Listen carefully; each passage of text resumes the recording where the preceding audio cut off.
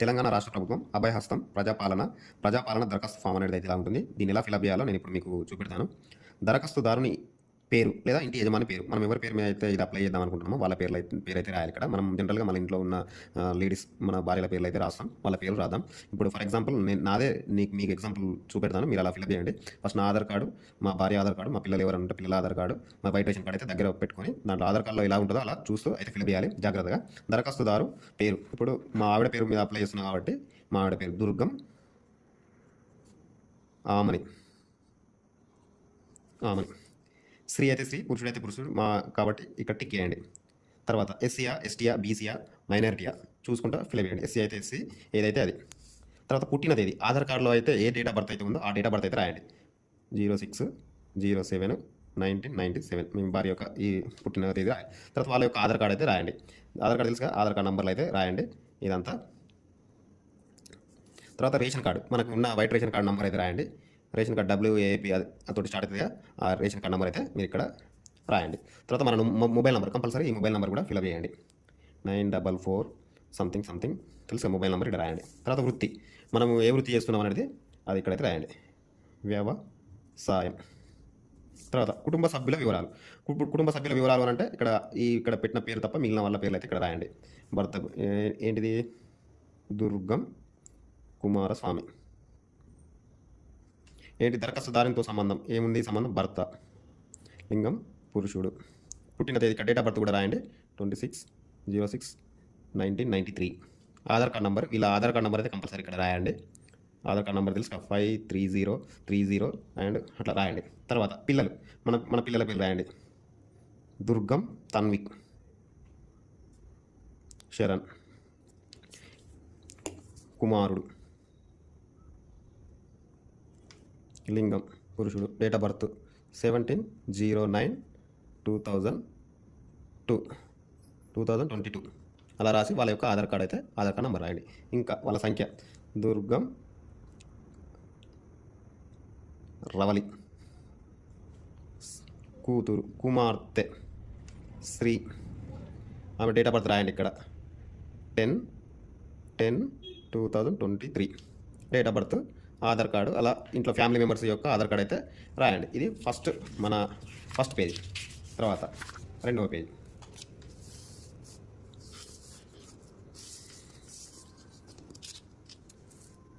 ఇక్కడ సెకండ్ పేజ్లో మన చిరునామా, ఇంటి నంబర్, హౌస్ నంబర్ రాయండి. 2-100 విలేజ్ కోమటి చెరువు, గ్రామం తక్కలపల్లి, మండలం భీమిని. మన వార్డు నెంబర్ గుర్తుంటే రాయండి, లేకుంటే విడిచిపెట్టండి. జిల్లా మంచిర్యాల. తర్వాత ఇప్పుడు ఇది జనరల్గా మన యొక్క డీటెయిల్స్ రాసి ఇవ్వడం. తర్వాత మనకు ఏ పథకాలు అయితే కావాల్సినవి వాటికి ఇలా టిక్ అయితే కొట్టాలి. ప్రతి నెల 2500 ఆర్థిక సహాయం మనకు ఎలిజిబుల్ ఉంటే మనం నేనైతే పెట్టుకుంటాను. తర్వాత ₹500 గ్యాస్ సిలిండర్ కావాలి, ఇలా టిక్ అయితే చేసుకోవాలి. మనకు ఇంతకుముందు గ్యాస్ కనెక్షన్ అయితే ఉంటే ఆ గ్యాస్ కనెక్షన్ నెంబర్ అయితే రాయండి. గ్యాస్ కనెక్షన్ నెంబర్ తెలుసుగా ఉంటుంది, 0757 గ్యాస్ కనెక్షన్ నెంబరు. సరఫరా చేస్తున్న కంపెనీ, మీకు ఏ కంపెనీ, భారత్ అయితే భారత్, HP అయితే HP భారత్ కంపెనీ పేరు. సంవత్సరానికి మనం ఎన్ని సిలిండర్లు అయితే వాడుకుంటున్నామో ఇక్కడ వేయండి. రైతు భరోసా పథకం, మనం రైతులం కాబట్టి మనకు ఉంటే రాయండి. కౌలు రైతు మీద టిక్ చేయండి. పట్టా పాస్ పుస్తకం నంబర్లు, ఇప్పుడు పాస్ పుస్తకం అంటే మన కౌలు చేసే వాళ్ళు అయితే వాళ్ళు రాయాలి. మన నంబర్లు ఏమైనా ఉంటే మన నంబర్లు ఇక్కడ పాస్బుక్ నంబర్ అయితే రాయండి. పాస్ బుక్ నంబర్ ఉంటుంది 0579 ఇట్లా సంథింగ్ పాస్బుక్ నంబర్ అయితే రాయండి. తర్వాత సాగు చేస్తున్న భూమి వివరాలు రాయాలి. మనం ఎవరి భూమి అంటే వాటి యొక్క భూమి వివరాలు సర్వే నెంబర్లని ఇక్కడ ఇచ్చినాడు. సర్వే నెంబర్లు 1-92/2, 1-93/5 ఇలా సర్వే నెంబర్లు అయితే రాయాలి. తర్వాత వ్యవసాయ కూలీలు ఏటా ₹12,000 వ్యవసాయ కూలీలకు, ఇది మనకు కూలీలకు ₹12,000 అనేది ఇస్తారంట. ఇది కూడా మనకు ఏమైనా ఎలిజిబుల్ ఉంటే టిక్ అయితే వేసుకోండి. టిక్ చేసుకున్నంత మాత్రాన వాళ్ళు ఇవ్వాలని లేదు, తప్పేం కాదు. వాళ్ళు అన్ని సర్వే చేసి అయితే మనల్ని ఎలిజిబుల్ అయితే చేస్తారు. ఉపాధి హామీ కార్డు నెంబర్, మనకు 100 రోజుల బుక్ తెలుసా, 100 రోజుల బుక్ మీద మనకు ఒక నెంబర్ ఉంటుంది. ఆ బుక్ నెంబర్ ఇట్లుంటే ఉన్న వాళ్ళైతే అక్కడ ఈ బుక్ నెంబర్ అయితే వేయండి. తర్వాత ఇంటి నంబరు, ఇల్లు లేని వారు, అర్హులైన కుటుంబానికి, ఇందిరమ్మ ఇండ్ల గురించి, ఇంటి నిర్మాణానికి ఆర్థిక సాయం, ఇది టిక్ చేసుకోండి. ఇది అమరవీరులు మరియు ఉద్యమకారులు అయితే ఉంటారు, అట్లాంటివి ఉంటే ఇది వాళ్ళకైతే ఇస్తారు. మన అమర చనిపోలేదు కాబట్టి అది నేను ఫిల్అప్ చేయట్లేదు. తర్వాత తెలంగాణ ఉద్యమంలో పాల్గొన్నారా, పాల్గొంటే అవునని కొట్టండి, పాల్గొకపోతే నో అని కొట్టండి. ఒకవేళ మనకి మీద ఏమైనా కేసులు ఉంటే ఇట్లా తీసేస్తారు, ఇది ఫిల్అప్ చేయండి. తర్వాత 3వ పేజీ జతపరచవలసిన పత్రాలు. ఆధార్ కార్డు జిరాక్స్ అయితే కంపల్సరీ పెట్టాలి, తెల్ల రేషన్ కార్డు జిరాక్స్లు అయితే ప్రతి పెట్టాలి. ఓకే, పైన సమర్పించిన వివరాలు అన్నీ వాస్తవమేనని ధృవీకరిస్తున్నాను అని మనము మన సంతకం అయితే పెట్టాలి. ఇక్కడ సంతకం పెట్టండి. సంతకం అంటే రాని వాళ్ళు ఇక్కడ వేలు ముద్ర పెట్టండి. తర్వాత మన పేరు రాయాలి మంచిగా.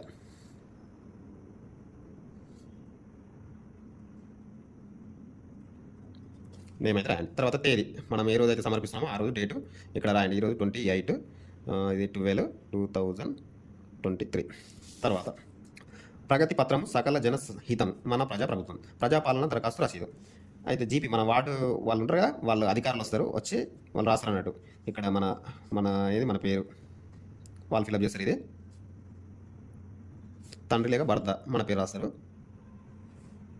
గారి నుండి మహాలక్ష్మి పథకం అంటే మనం ఏ పథకాలకైతే ఎలిజిబుల్ అవుతామో వాళ్ళు ఎంక్వైరీ చేసి వాళ్ళైతే ఇలా టిక్ చేస్తారు. టిక్ చేసి మన ఎవరైతే మనకు చెకింగ్ అయితే చేస్తారో ఆ అధికారి ఇక్కడ సంతకం చేస్తారు. వాళ్ళ సైన్ ఉంటుంది, వాళ్ళ పేరు ఉంటుంది, వాళ్ళ హోదా ఉంటుంది, మళ్ళీ వాళ్ళ ఆఫీస్ సీల్ అనేది ఇక్కడ వేస్తారు వాళ్ళు.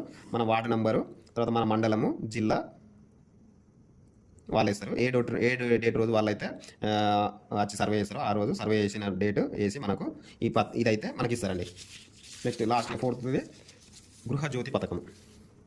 గృహజ్యోతి పథకం కుటుంబానికి ప్రతి నెల 200 యూనిట్ల ఫ్రీ విద్యుత్ వస్తుంది. మనం నెలకు ఎంత విద్యుత్ అయితే మనం వినియోగిస్తున్నామో ఇక్కడైతే మనకు తెలిసి ఉంటుంది. రోజు మనకు నెలకు ఎన్ని యూనిట్లు దరిదాపు 10 నుండి 200 లోపు అయితే మనకు ఫ్రీ ఉంటుంది. 200 పైన అయితే ఇది టిక్ చేయండి. మనం 200 లోపు కాబట్టి ఇది టిక్ చేసుకున్నాను నేనైతే.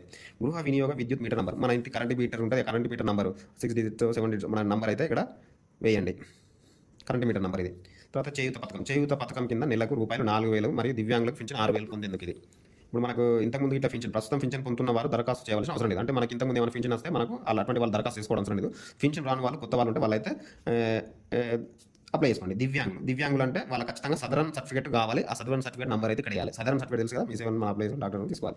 మిగతా వాళ్ళు వృద్ధాప్య పింఛన్, ఈ వృద్ధాప్య పింఛన్ అయితే వృద్ధాప్య పింఛన్ అని, గీత కార్మికులు అయితే గీత కార్మికులు అని, వితంతు అయితే వితంతు అని ఇట్లా టిక్ చేసి ఇవ్వడం అయితే జరుగుతుంది. ఇది ఇలా జాగ్రత్తగా ఫిలప్ చేయండి. ఫిలప్ చేసి మనకు ఒక డేట్ ఇస్తారు, ఆ రోజు మనం అక్కడైతే సబ్మిట్ చేయాలి.